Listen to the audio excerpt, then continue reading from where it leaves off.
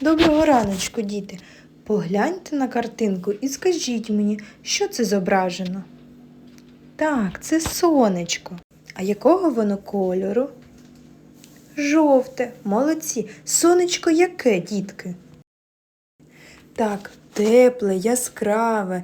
Молодці, дітки. Сонце світить і дарує тепло. Так, дітки? Зовсім скоро до нас в гості завітає весна. Все буде розквітати, навколо буде тепло. Завдяки сонцю ростуть квіти, дерева, травичка. Взимку дуже мало сонечка і природа спить.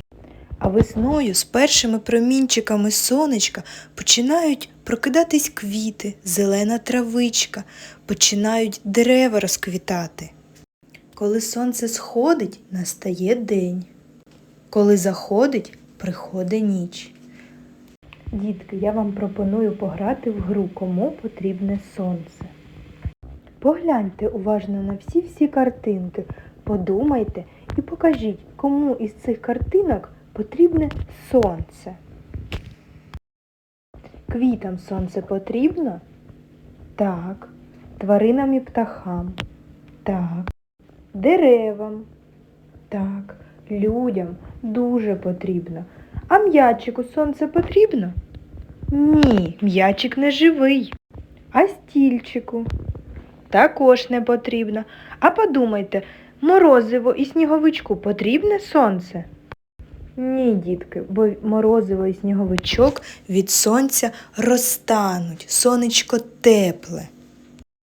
Дари сонця – це тепло, світло, енергія, життя. Сонечко всьому дає життя.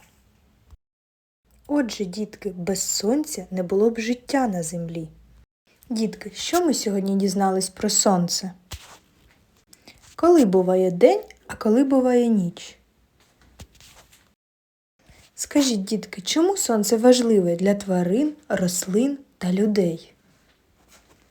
Ви молодці, дітки мої, ви розумнички. До зустрічі!